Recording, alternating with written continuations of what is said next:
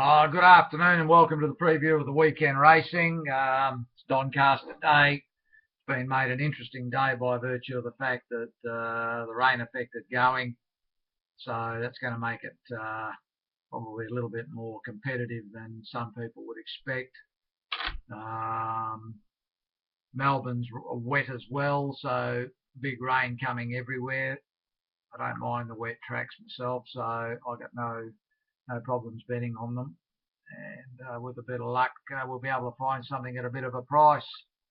Now, going through the cards, trying to find something at a bit of value. Went through the Ascot card, didn't really have much of an opinion of that meeting. Maybe in the last race, Topper's Halo, third up, goes all right. This horse, the distance is a little bit of a concern. It's a bit weak gutted, wide gate. If you're getting 15 or 20 to 1, you might want to throw something each way on it. But other than that, I wouldn't be bothering with it. Bendigo heavy track. Now we go to Caulfield. Maybe later in the day there might be something there. I think in the last race, Flying Hustler, Jay Berryman's a bit of a concern, of course, Saturday meeting in town, but again, at the price, it might be worth something of an interest. It's not a race I'd be running to bet in, but certainly if we can get some sort of price. The 20's an interesting horse, Picture Editor. Don't be surprised to see this improve second up. So maybe bracket those two at a price, looking for a bit of value. Caulfield race 8. Number 4 and number 20.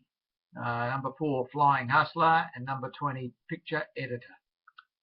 We go to Doomben. It's hard to gauge what's going to happen there with this forecast of typhoons and cyclones and everything else, so I'm going to bypass the meeting. We go to Ellerslie. Not a bad card there. There's a couple of interesting races later in the day. Go to race 8. I think it's the best race on the card. Big field. The ex-Australian horse, Thigh. His last couple of runs have been quite good, better than they appear on paper. I mean, this is a pretty tough sort of race, but at a price, I'd be quite happy to have something on it on the each way basis. So Ellerslie race 8, number 14, Thigh. For me, the saver's going to be probably number 9, Neo. Now, this was a good run. It's trialled really well and then went to the front, surrendered the lead, found a bit of trouble after that, and its run was pretty good. I think it's not impossible in a race like this. And number 17, Roll Out the Carpet. This is ready now. The 52 kilos is a plus, and don't be surprised to see this get over the top of them. So 3 at a bit of a price. 14, Thigh, 9, Neo, and 17, Roll Out the Carpet. We go to Randwick, obviously the main meeting of the day anywhere. There's some interesting races throughout the morning and then going into the afternoon. I'm probably looking at starting at race 4. I think a Pingle's got a terrific winning chance. Its run last start was very good. The distance was just too short. It was winding up when the race was all over. I wouldn't be taking a stupid price about it, but if you can get 5 or 6 to 1, I think that's a reasonable price. Randwick race 4, number 4, the Pingle. Don't like race 5 at all. Race 6, well, which one's going to stay? The 2400 is the question. I think Gallatin and Criterion, they're both well in the market. The interesting one for me is number 16, Mountain View. I don't mind this as maybe a horse for the future, and I think this will get the trip without any worries. I think long term we might see this going forward in some reasonable staying races. Marira's down to ride it. It's got a bad draw, but it'll get back anyway. I think it could be one at a bit of a price. Now, it's had 2 goes on slow and heavy and run nowhere. That's the big concern. You just don't know which one of these is going to get through the ground. So I've sort of gone looking for something at a bit of a price. So I'm quite happy in a race that under normal circumstances I wouldn't be getting too involved in. Having something on number 16 Mountain View on the each way. Race 7, the sprint. I don't know about this race. Lincoln Ruby, since it's got gelded, has just become a completely different horse. It can lead, it can sit. There's a hell of a lot of speed in this race. Buffering from barrier 2, providing it jumps, is going to get the rail. Lincoln will sit behind it, but then you've got 4 or 5 others that just generally have to go hard. If that's the case, they could, well, they should bring Buffering completely undone, and then the problem you've got, if Lincoln's sitting behind them, could finish up getting the backwash of it starting to stop.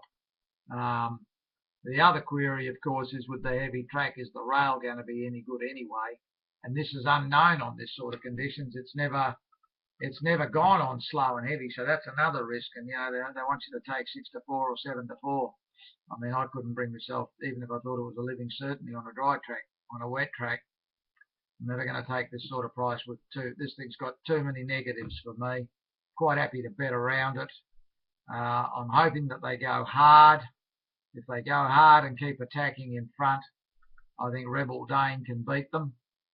Its trial was terrific. He could have won the trial any time he wanted to, and the wet ground's not going to be a problem with bosses up. So you know, it's got a few boxes ticked. It's unbeaten first up.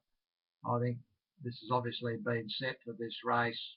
I think it's ready to go. Happy to put it on top, number 5, Rebel Dane.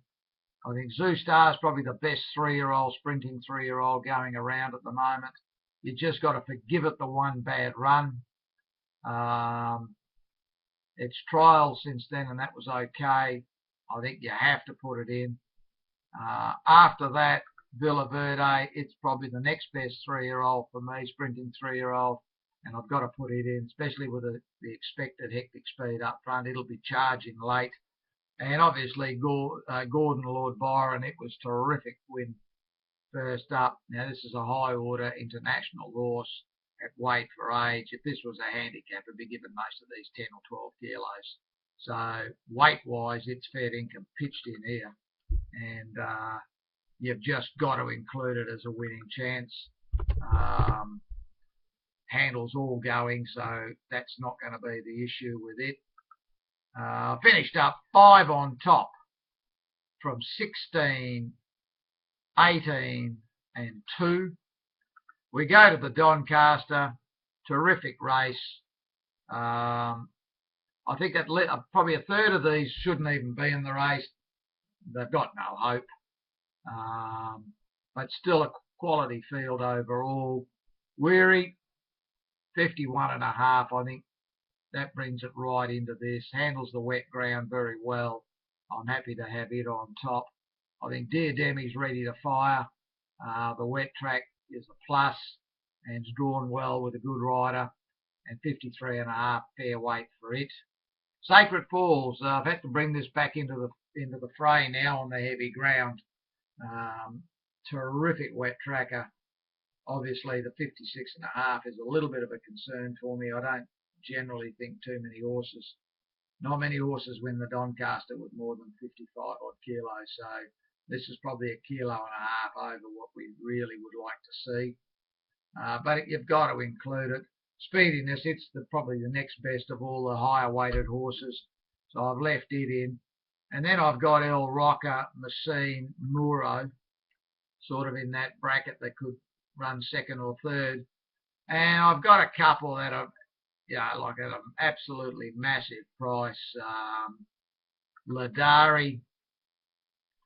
And I've left Ladari and the Japanese horse Hannah's Gold in as some silly chance as well. Could fill a hole. Ninth Legion, I have had something on it earlier in the week, but I think the wet track will fix it now. I was backed it on the spec in case the track improved. I finished up 19 on top from 11, 4, 7.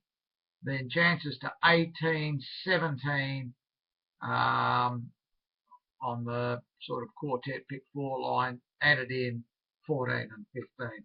Pretty tough race this, and I think it doesn't matter what happens. if we can catch the pick 4 in this race, you know you're going to get a result. Outside of that, you're probably you're battling to have a bet in the last at Randwick. 3-year-olds. I mean, the two interesting ones, I suppose, are the one coming off a very, very good trial, and the 2, which was a good run first up and probably going to improve. So, you know, if you can get something around 1 and 2 at a price, I'd say okay, but if you're not, then I wouldn't worry.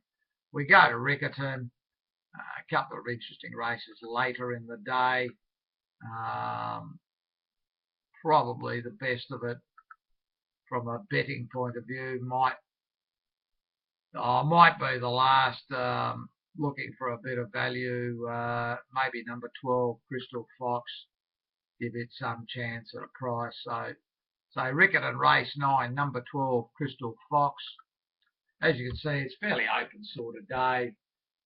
At this stage, we're probably going to play the pick 4 for the group in the Doncaster. There is a 6-up jackpot, but that's no good to us. There's 2-year-old races. We don't bet in those. The New Zealand TT's jackpotted. They've done the usual nonsense. They put the Derby, the Doncaster in one race from New Zealand. They've got 18 runners, 20 runners and 18 runners. Good luck, it'll jackpot again. And we'll wait until next week, and maybe then they'll do what they're supposed to do and just run it on the 3 New Zealand races, and we might have a better chance. I've had a preliminary look at Sunday at Sharteen, disgraceful meeting. There's unraced all over the place. Unraced in races 5 and 6. There's 11, so 5, 6, 7 is the TT. We're out of that automatically with unraced in 2 legs. We're out of the 6-up with unraced. We're out of the quartets with unraced. And the only race that we may consider is the last pick 4. We'll have a closer look in case there's anything in the DT 7, 8, 10 and 11. But at this stage, it looks like a very quiet day. We might wait for the midweek jackpot at Happy Valley. Thanks for tuning in. Good luck if you're playing on the weekend, and continued success to all of you.